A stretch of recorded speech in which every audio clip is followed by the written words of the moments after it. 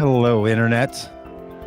It's Friday, June 4th, and Paul Wallace and I are here to talk a little bit of science, and today we're going to chat about scientific origin stories. How do you understand the past, our origins, where we came from, and how does that form common good future? And science helps us to do that. It's one of the big projects. So glad to have you aboard. I'm in Minneapolis, sitting down today. We'd love to know in the chat where you find yourself today, and if you're on the space station and using the space station internet to watch this podcast, we'd really love to hear from you. Please Yeah, we would. That'd be awesome. Paul, as an astrophysicist, you're aware of what they're doing up there in the space station, and they have the internet. Like they can watch YouTube videos somehow, which means they could probably watch this live. So maybe to all of them in the space station or wherever people find themselves, we're glad to have you join us in our weekly conversation here on Fridays in Science and Economics, and our daily podcast of Finding Ways for the Common Good. Paul is an astrophysicist, a pastor, a professor, and a man with a fancy new haircut. So nice to see you today, Paul. Thanks a lot. Good to be here. Hey, who's that over your? Who's that in the picture over your shoulder there? That's Phyllis Tickle. That's Phyllis. A picture of Phyllis Tickle. It sure is. I never met her. I came like that close. I could have met her, but I didn't. Really? And you're a big fan? Yeah. I'm a big fan. I like the way she thinks about religion. I like the way she thinks about the future, and not getting stuck in the past. I like the. She has a very optimistic, very creative outlook on life. Yeah, and she has joined her ancestors, as they say. She has moved on.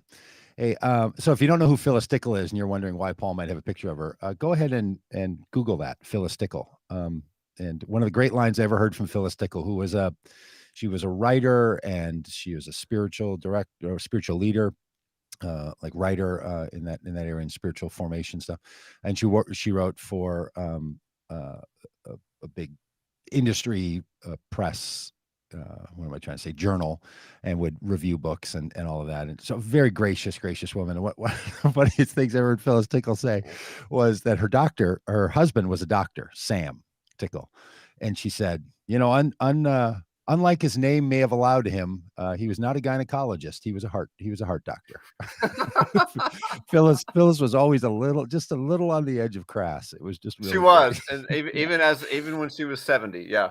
And one of the quote that endeared me to her was when she said, "If you want to be a minister in the 21st century, study physics."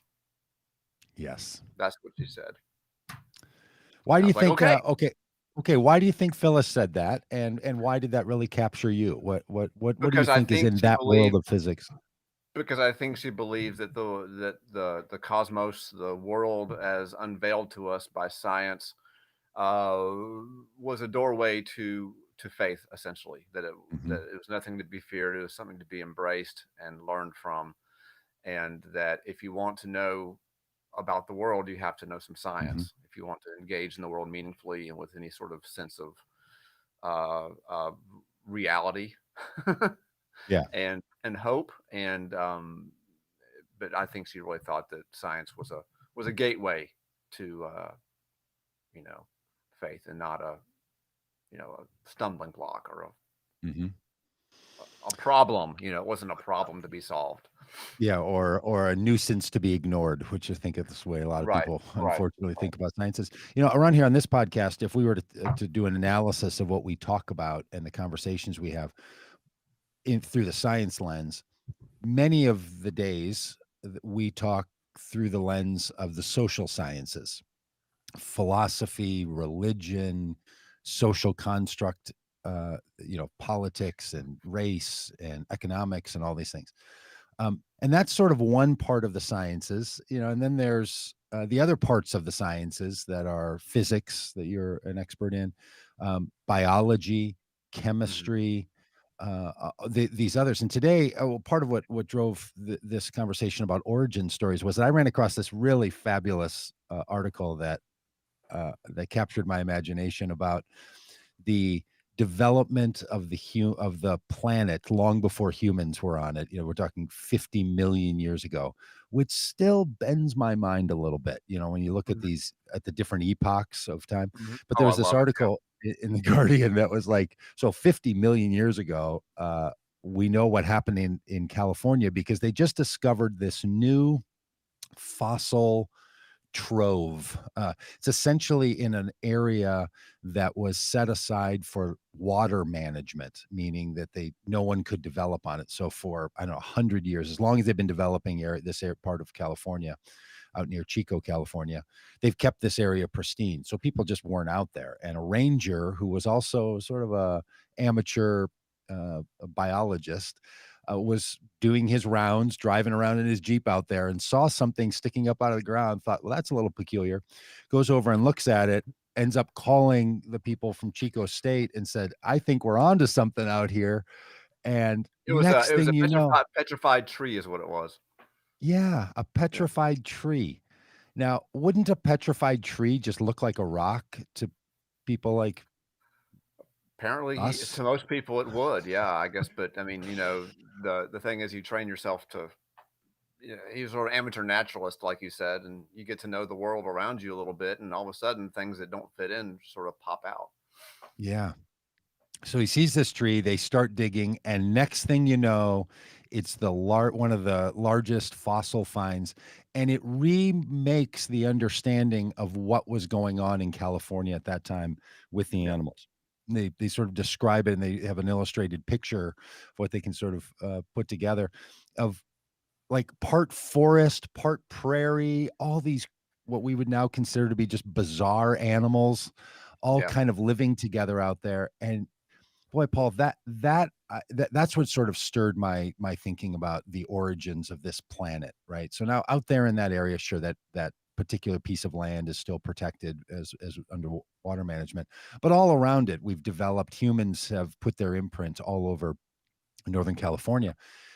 Um, but we're kind of living on the very land that had a whole history before us. Like I but don't know, it like we don't think about elongates. it. Yes, Yeah. it is it in the ground you're standing, the ground on which your house there is set. God knows what has happened at that spot over the last 50 million years, 100 million years. Now, it might Yeah, have it been is. for you there in the upper Midwest. That might have been you might have been under a glacier, that long ago.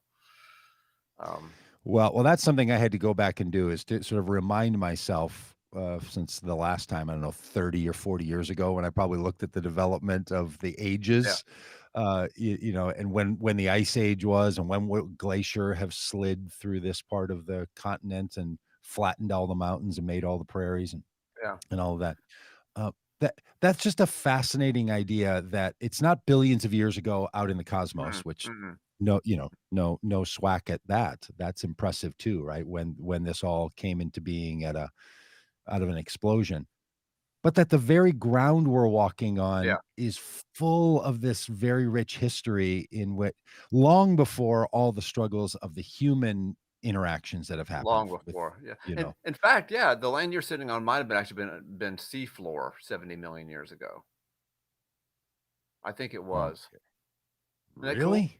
Yeah, I think Is so. that why I think there's, it like, sand dunes in the middle of, like why in the world are there sand dunes in Michigan? No, I don't think that's the reason, but you do have to wonder that.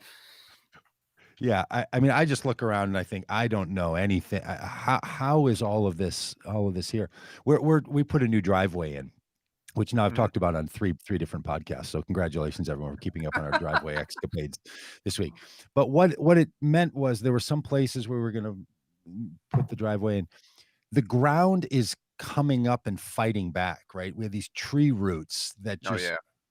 grew, and there's this great thing about how we now understand that trees are dynamic, that there's a kind of intelligence inside of trees where they're communicating, and fungi creates this communication mechanism below the ground, so nutrients are moved between trees and forests, and Mhm, like they're just trees are going for water and they're finding it out. They're sniffing it out somehow. A tree root mhm. will just go to wherever water is. That's so beautiful and fascinating and wonderful until it busts up your concrete Yeah, and right, like it breaks right, your right, garage floor, right. and you're like, these trees, they're alive and they're attacking us. And it You won't got to take do so. long for 'em to win. I mean, I saw this there's this, I don't know if the site is still up. There's this old site called deadmalls.com, and basically these two dudes drive around the country visiting dead malls, and they found this one. It was near Chicago, and it had been abandoned for 30 years. It had not Wow. been torn down for 30 years, and there were trees growing up in the middle of the mall, like inside. There were trees pushing up through the floor of the mall, Isn't reaching up that to the amazing? skylights. Yeah, yeah, Like that life has been just percolating and exploding on this planet constantly, for millions of years. we have just And recently shown up, so recently. yeah, I heard some statistic a Well, while back. I think it was about the whole cosmos, and it was like, if the cosmos was a 12-hour clock, um, humans came in the last, I don't know, 15 seconds or something yeah, on actually, the it's worse God than wheel. that. If Oh, the cosmos were a whole calendar year, all of human history is in like the last 12 seconds. the If cosmos in a cosmic history, year. yeah, if cosmos was a year, then human history, recorded human history, shows up in the last like 12 to 14 seconds. Wow. And that's like S 10,000 years. That's like, the earliest, stone art and stuff like that was like 10,000 Yeah. years, 10,000 Yeah, years that ago. well, yeah, and that's part of the, this origin stories that we talk about, and I think this is why religion in the last 150 years, why religion and science have had, a bit of a riff, if people have experienced a riff, because many people feel that they're competing origin stories, Yeah, right? right. There's just something in them that is, we are created by God, and God's blessing and breath is in humanity, and that sets us apart. And so much social order and social construct, and so many of the the passionate calls that we make to one another to live well with each other is rooted in that kind of an origin Hmm. story, Hmm. um, which is very powerful. And I will continue to purvey a story similar to that, as Sure, we go. sure. But that can feel like it's really opposite to, hey, millions of years, there were, four-tusked elephants that were small enough to walk Yeah. through your door of your house, Yeah. these little crazy things, and camels with And there's long like necks and there's like 500-pound dogs. yeah, right. Uh, um, and, you know, and then you come along a little bit later, and you're from this line of human hominid development that's come about in the last 70 to 100,000 years, and really sort of hit your peak about 10,000 years ago, maybe 5,000 years ago. So Yeah, welcome, but you're just part of the evolutionary yeah, development of life on this planet. That can feel to a lot of people like a competing narrative that we don't know how to dig deep into, in order to call us to love of one right, another, and to social right. connection, and to all these things. So I don't know. I feel like that's where some of the competition comes from, and doesn't need to. I don't think there needs to be that competition, but I see it. I see it happening. Do Yeah, you have yeah, a similar? it's I think it's a fair thing. I think it's a totally fair question, and I think that there is some friction there. It may be creative friction in the end, and not Mm, just, you know, loss of, you know, energy, whatever. But you talk about origins, and the one thing I want to put in on any conversation about origins is this.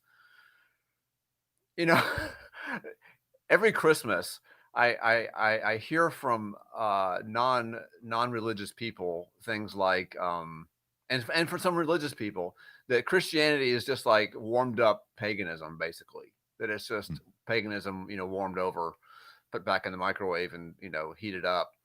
Um, because so many, like Christmas, for example, has partially has its roots in pagan ritual. Uh, and that's exactly true. But I don't think it's too. The point I want to make is this: is that understanding the origins of the thing does not explain the thing away. It's like mm. a flower comes from the dirt, and think about it. Think about it. Where's the flower come from? You got to have a little seed, right? But all the stuff in the flower, Yeah. it came from dirt. But it's not dirt, is it? I mean, it came from the dirt, but it's not itself dirt. So the flower is a new thing. Mm, and is mm, not equal to where it came from.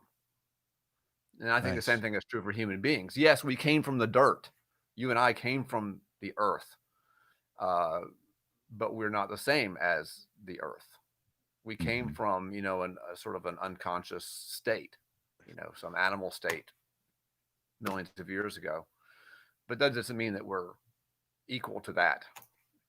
A new thing That's yeah, that's what life is then, right? Life is the making of something. What would you call a right. is making of a new state, Yeah, yeah, it's new creating state of of being. it's a new thing, you know? I mean, it's a yeah, in some sense, our bodies are just the same old elements, carbon, nitrogen, oxygen, hydrogen, arranged in a certain complicated way, right? But does that say all there is to say about us? Of course not. Mhm, mhm. A new thing has arrived.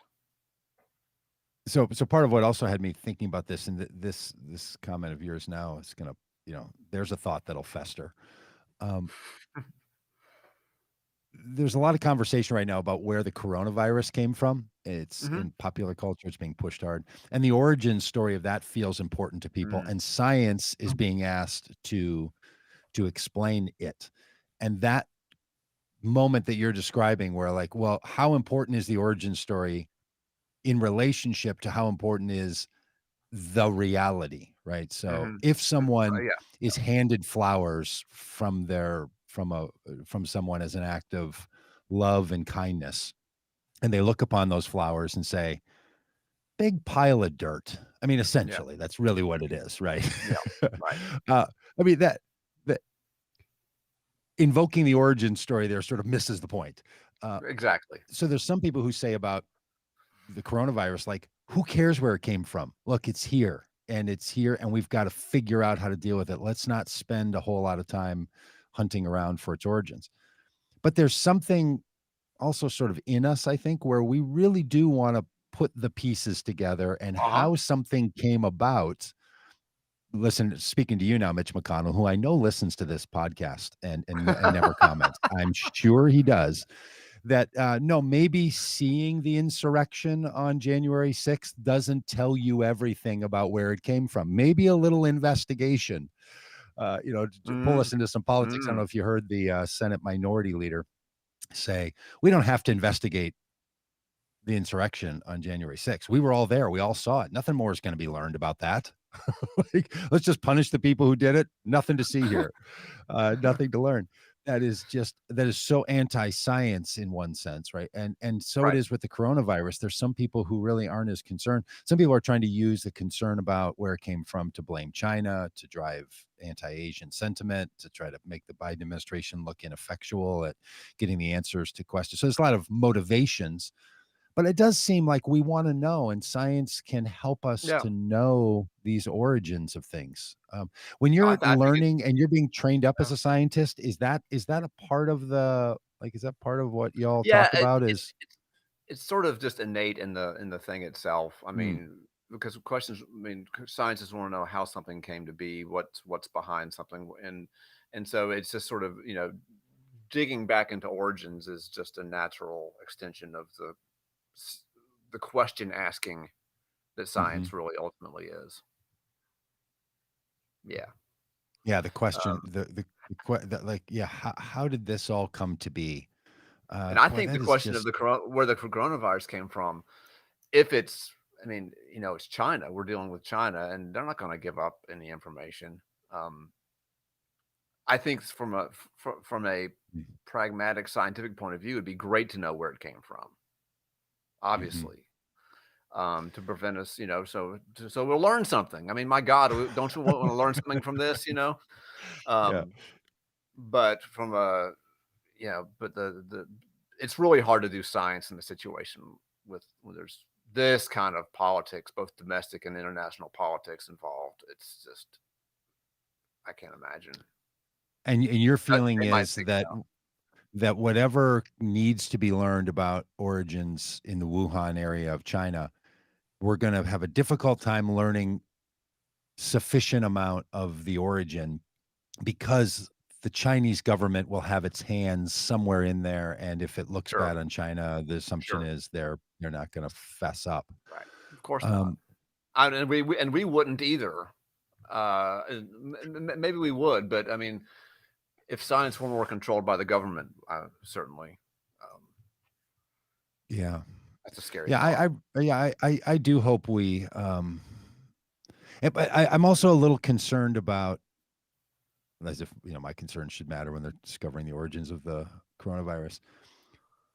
Whatever theories are in place a year and a half after a major happening like the introduction of a novel virus, Hmm. whatever we're assuming where that came from now, I'm guessing is going to be enhanced, corrected, made more accurate 10 years from now, 15 years from now, right? When it Maybe matters 100 years less. from now. When Yeah, it matters less. and doesn't science just need the time to really suss this stuff out? Like, we have sort of a demand that we put on Yeah. knowledge that can come from science that just can't, it just needs a little bit of time, Yeah. Yeah. Science is as it slow as most of the time, most days of the week. It's a very slow, tedious process. It's a grind. it's a It's grind. not. It's not. Eureka. That happens, but it only happens after months and years of the grind. Usually. When the scientist has lost all connection to reality, finally screams eureka, I've discovered it, and then keels over. That's in my mind about the scientist that has been obsessing about an answer and then finally gets it, and that's it. Yeah. It all Science ends. operates best when fewer people care about it, because like I'm Hmm. thinking about like evolution, for example.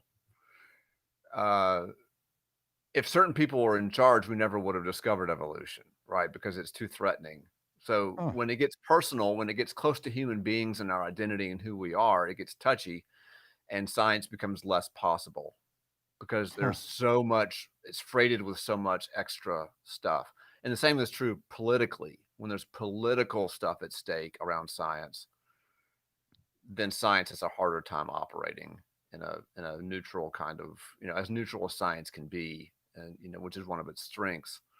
Um, and by neutral, I mean sort of politically neutral, not Yeah. philosophically neutral.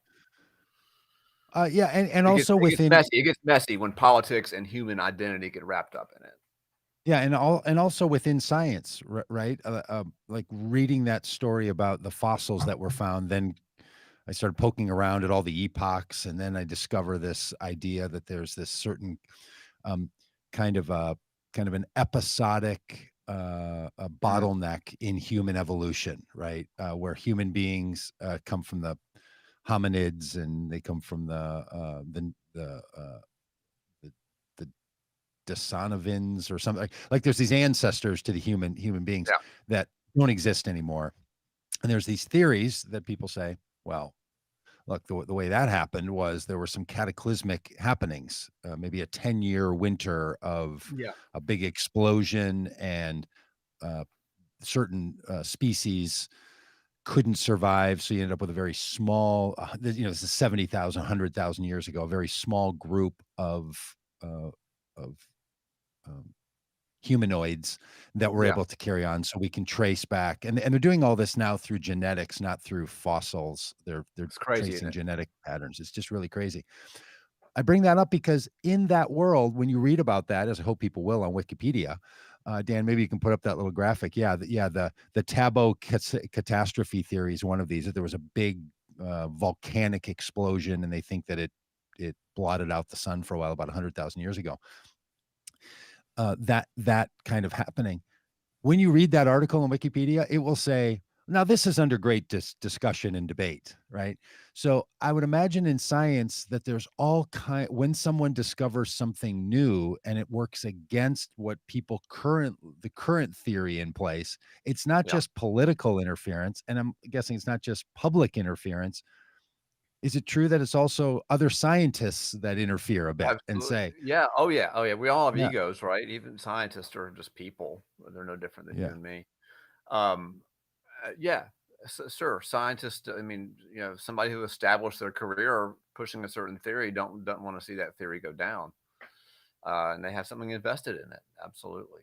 Yeah. So do scientists keep this stuff? Like if they feel like they're on to something, I heard an interview the other day with the person who's very much popularized the trees are alive theory. Mm. Um, she said when she was first putting that out 20 years ago, the people in her scientific world were like, "Oh no, no way! Like we are going to clear cut these trees because they're just, there's no, they're not interconnected. This business about fungi moving all the stuff we talked about earlier, that's just not something we need to be concerned about." She had to keep it sort of quiet and then release it only in public at conferences so that a whole bunch of people would find out. Like there's a little bit of a drama story about how Yeah. new Yeah. ideas in that world get out. Is that true in the sciences? Like I know that's It's true in the social sciences that people keep their ideas quiet, at It's first. true. It's a little harder in a lot of today in science because so many scientific efforts are collaborative and involve Mm, pretty large collaborations of people.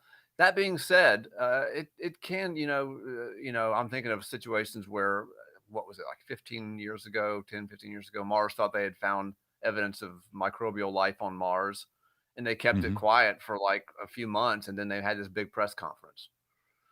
Yeah. Turns out the data, is questionable, but I think, yeah, it does happen. It does happen because for all kinds of reasons, personal and otherwise. Mm. Yeah. Yeah, Michael Garrett says here, and I know Dan just put this quote up for those in the podcast. He says Darwin sat on his own findings for decades because their implications, only published them when the imminent threat that someone else was going to publish ideas based on his work. That's so intriguing to me. Just how how the things we know or don't know are released into the world, right? It happened. The same thing happened twice in astronomy history. Copernicus basically had his theory worked out 30 years before he published it. He didn't Yeah, publish his sun-centered theory until he was literally on his deathbed. really. Yeah, because he was afraid of being laughed at. Yeah, Uh, and same with Newton. Newton didn't really care to publish anything. He was so thin-skinned, it's the slightest criticism would just set him into a tailspin.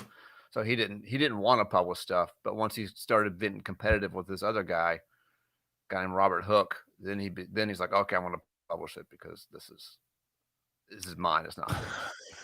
And then from that comes a whole category that we refer to as Newtonian physics, right? Like, That's right. good First good thing you thing learn you first you thing you know, learn. good thing you put your name on that one because I don't even know the name of Yeah. that other guy, but Newtonian physics sounds great in English. So that's a Yep. that was a Yep. win to get people So involved. it's common. There's this It happens. Yeah. yeah, there's this phrase that I would hear a lot in the social sciences world, and I'm guessing now it's true in the other sciences as well, that when someone has something novel to suggest, for me, a lot of that was in the religious areas of thinking and how to be in the world. That there's this saying that first they ignore you, they being sort of I don't know culture or whomever your opponents to your idea are. First they ignore you, then they laugh at you, then they fear you, then they accept you. And Yeah. some people argue you really have to go through that being ignored, being laughed at, being feared before acceptance can come Yeah. to novel ideas. It's just sort of how human beings choose to Yep. respond to these kinds of ideas.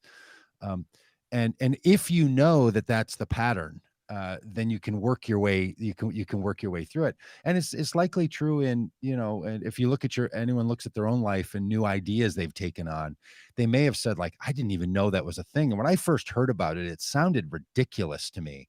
Then I thought, oh no, maybe this isn't so safe. But you know, our, I gave it a try and it's actually pretty good. Um, It happens just in talking about politics too. eating I mean, spinach. yeah, it happens in politics. I mean,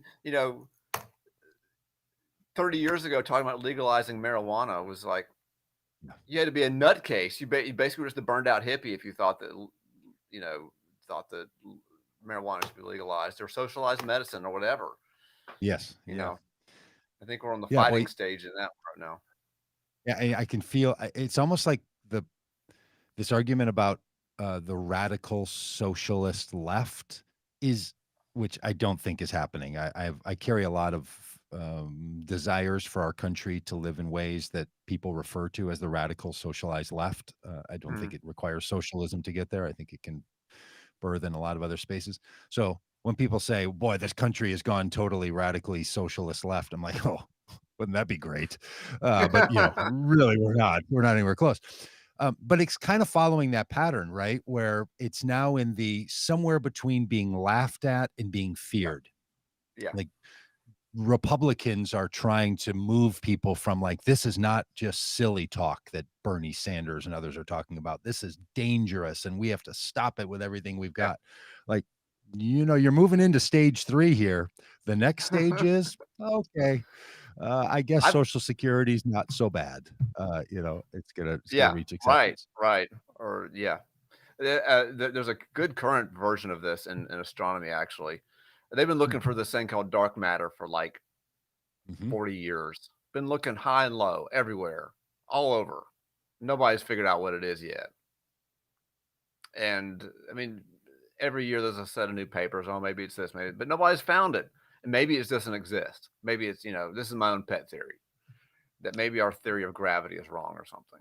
Uh, but that's an idea that at this point is not being taken seriously by anybody because so many people have invested so much of their lives looking for dark matter.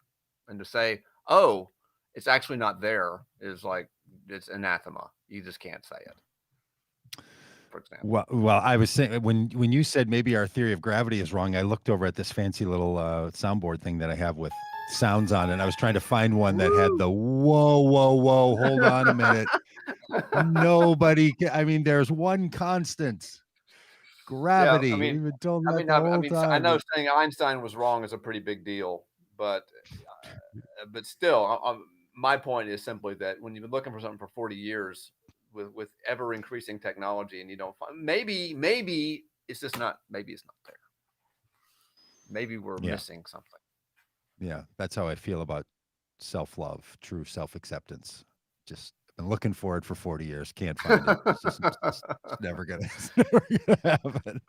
Uh, But what yeah, I what hear what you. what I hear you. what is fighting? What is keeping you from finding it? It's like It isn't what is there. It's keeping not us from? possible. Yeah. What's keeping us from saying maybe there's no dark matter? It's a whole industry of scientists who have you know decided that Yeah. it's there. We just hadn't found it yet. So yeah, there's all kinds of societal, sociological effects in science. It's not this sort of it's not this kind of idealized view from nowhere. That Mhm. there's no human messiness to it. It's completely grounded in human silliness, like everything Yeah, else. like everything else. Yeah. It's amazing how much impact human beings have had, on the planet. Like, whenever 5,000, 7,000, 10,000, 15,000 years ago, our modern version of human beings started to act in the world. And they date that genetically and also then by the artifacts that they find from tools and Mhm. writings and civilizations being developed. And all in all, you sort of go back 15,000 years, and much before that, you don't have anything that looks like current Yeah, human beings. This last 15,000 years, or you know, less if you like, has had a yeah. dramatic impact. And do you think that, if that's the case, right, that something dawned 15,000 years ago, and that's what we're seeing now from this technology we're using and friggin' people on the Yeah, moon and going to Mars, like the amount and the ability to destroy life on yeah. this planet and the ability to affect it over long term and short, it's incredible. Do you think human beings are still in the mid do you think the human genome, the human type, I don't want to try to get the right word here, that the human species is going through another kind of a big move like that? Like, We do you we, think, you mean just sort of this self awareness on a global scale? Is that sort of what yeah, you like, mean? do you think compared to what the humanoid was 10,000 years ago, different now? And like, is some of the struggle we have that we're in the middle of this real evolutionary change in humanity right now? Is that Because sometimes It, in the spiritual worlds and so on, people talk about new levels of consciousness and awareness and all yeah, that yeah. stuff. I don't Like, know. I would like to think so. Maybe these things are accelerating, and we're sort of pushing up against a new way of seeing ourselves, a new way of understanding the world. I would say maybe I'm wrong. Maybe I'm just sort of in my own little world because I'm a scientist. But I would say that actually modern science over the last 400 years could very well be one of those moments where, because it's mhm, really counterintuitive to step back and to yeah. look at the world in this kind of mathematical, sort of almost disconnected way.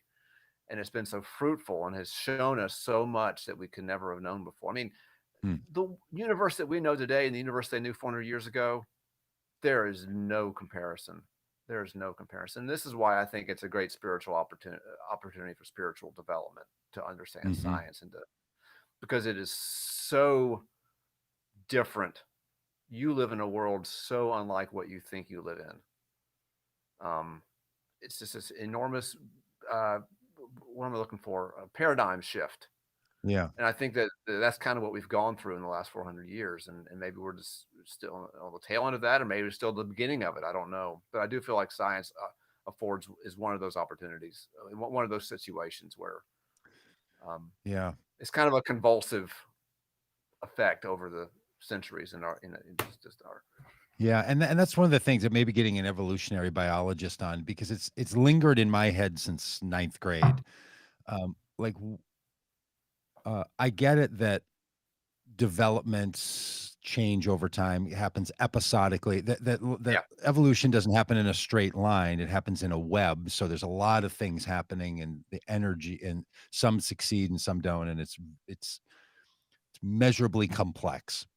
yeah, Um, but it's also a little curious that, like, there aren't certain adaptations that some people have that other people don't have, like, that there's not a sort of a of an apparent line of evolutionary development happening within the human species, right? I mean, short of height and, some skin tones and, yeah, susceptibility to certain diseases, perhaps, human beings are all the same. Like, nobody's got, like, well, there's one little line of us that, yeah. where, I don't know, I think the if we ear has remained changed, or isolated, another finger or something. It's just curious that none of well, that if variation is anywhere inside. Big differences between chimpanzees and human beings, even though they yeah, share 95 to 99% of yeah. genetic code. But within human beings, the human species, there's just no variation per se. Am I right about that? But again, Yeah, I there's don't know a if couple it's of things to gray say. area. One is that 200,000 years, which is roughly how long modern human beings have existed, is not very much time. But number two, we're we're not isolated from each other. I mean, what you want to do is look at maybe some of those tribes No. who have been completely isolated. But if some of us were to go to Mars, like if Elon takes us to Mars and we end up out on Mars, and then there's no interaction between the Martians and the Earthlings, Hmm. we would over time evolve into two different species. Separation is what's required. We would That's a actually evolve in, fascinating notion. yeah, yeah, Separation is what's required for for evolutionary speciation, the deviation. splitting of species. Like you got some birds in a certain area, and mountain range pops up between them, and it separates the two. Or maybe island drifts Yeah. off from the coast over 10 million years, separates two species. That's why all the really goofy endemic species like on Madagascar and Australia, Yeah. you only find them there, right? Because they were split off from another group and they evolved in their own direction. They were separated. So if we were to separate from ourselves uh, over a million years, we would be separate species. It'd be crazy. Yeah, and maybe even yeah. I don't know how much time it take, because this curious thing about the splitting of the human species from the chimpanzee, like that, whenever that happened, that wasn't millions of years ago, right? I mean, there was, I don't know, that Yeah, share. yeah, I think that was a couple million years ago. That was a couple And million then, years ago. oh, so But then but it's but the, we achieved our what we call our modern form, yeah, you know, yes, yeah, with right, right, the right. shape of the skull and so forth. That was about 200,000 years ago. Yeah. And then there's those 2 other, in the genetic code, they find these 2 other, variants, I should have pulled them up. The Devonists, the Devonsons, you know what I'm talking about? And then the Neanderthals, right, that we have in Mhm. our genetic code. Like, when I got my 23andMe numbers back, Yeah, yeah, yeah. I was far less Neanderthal than my wife's genetic code, so her genetics is more Neanderthal, um, which I probably bring up to her more often than I should Yeah, I'm because I gonna don't say, really know the implication. It there's just some feels like the jokes just she's write themselves, don't they? Yeah. 2% and I'm like 0.01%, so I don't know, and I actually have the larger forehead, so that's confusing. Um, but there's something in these lines, that go back to these species that no longer exist, Right, and right. they've gone away, somehow were extinct, became extinct, We and might have killed them off, yeah. killed them off or bred them out or something. And there's some new theory on this that I heard from a friend of mine who does some work on depression, that some susceptibilities to depression are connected to the amount of Neanderthal uh, in a person's genetic code.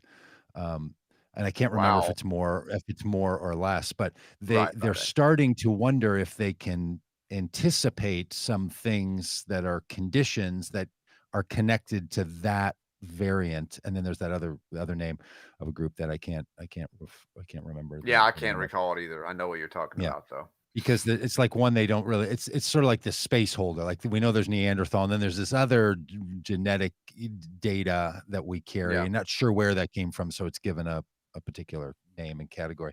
But like, even that the origins of us are never clean. It's never, which again is where the biblical narrative can feel really satisfying, where it's like there wasn't something and then Yeah, there was something, yeah, on day 6. yeah, yeah. Now there is, And and especially that's that. the second creation story is actually really interesting. It's much more like actual evolution because, like, God seems to, like, make mistakes and stuff, and he goes back and tries to fix stuff, Mhm. and trial and error kinda thing, and we're kinda just made from the mud, you know? It's just Yes. very, very messy, very, earthy story, very different from the first one, but Yeah, it's fir more in first one line with. for those who have long forgotten or never did dive in, chapter 1 of Genesis and chapter 2 of Genesis, chapter 3 of Genesis give us, depending on your counting, 2 or 3 different creation stories. And then you hit that big flood narrative, and boy, all of a sudden, like, okay, I'm not suggesting there was a flood and somebody built a big ark and put a couple of animals of every kind onto Yeah, it and I hear you. preserved them for 40 days. But the narrative that there was a cataclysmic happening, and that cataclysmic happening reordered society, reordered life on this planet, and from that we ended up with, Yeah, our modern yeah. life. That's kind of like that was intuited 5,000 years ago in the Mesopotamian culture that gave us Well, the and in there the indigenous was. communities, they all talk about one of those. Like, every Yeah, human yeah, civilization says there was yeah. a thing that happened on the planet where everything kind of went kaput.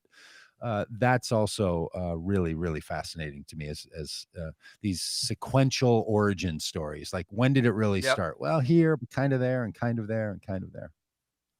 Every culture has theirs, and it turns out that there was probably, there's evidence for a major flood in the Mediterranean basin about 5,000 years ago, a major one. Hmm. Hmm. And that could be, where that could be the origins of that particular flood narrative. It's just being the story is told and then retold and retold and retold. You know, Yeah. so yeah, so Yeah. there probably was. It's probably, the very kernel of it might actually be historical. That there was a flood, not global. There wasn't a Yes. boat Yeah. with all the animals on it, but the idea of there having been a flood in which many, many, many, many people were killed is probably true. Yeah, and then a small remnant was Hmm. preserved, Hmm. and from that, which is what you see in this catastrophic, theory of evolution, to explain why you have sort of expanding numbers, then shrinking numbers, expanding Yeah. numbers, shrinking numbers. And I guess seeing a pandemic like the one that we see now, and others that we have prevented with all kinds of scientific innovations, right from the measles to many of the other Yeah. viruses that have gone around, including this pandemic. Without the advances that we've seen in the last 100 years, you could see how a lot of the planet could get wiped out, right? Yeah. Like it's not, Yeah. it is not with it. Now, I'm not saying that, 2 million people out of 7 billion people dying in this pandemic has been the kind of thing that could have wiped it out, but it just indicates that Yeah. something more disastrous into a more fragile and less robust. And just think about the Black Plague in Europe and wiped out what, one third to one half of all the people. Yeah, That wasn't that long isn't that ago. crazy? Isn't that just, I It mean, it's was, yeah. just bizarre.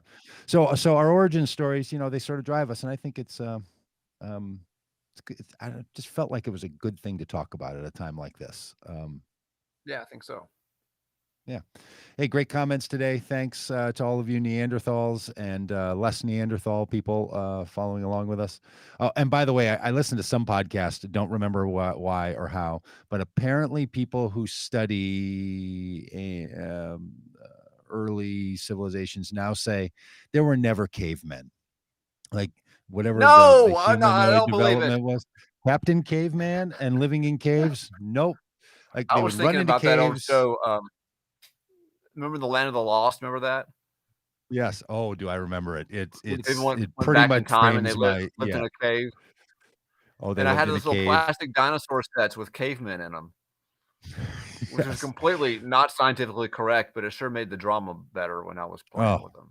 the There had to have been Sleestaks and cavemen. Chaka The and that Sleestaks, big yeah. cart carrying those giant strawberries. Oh, it still is what I can't chase it from my mind. Um, Mm. right now, I mean, the theme song is now coming back Yeah, I'm gonna have to go into watch my the opening consciousness. Um, thing. I gotta go watch it on YouTube now that I yeah, got there it was an like this. earthquake and somehow they fell back in time, and D just Down that big waterfall.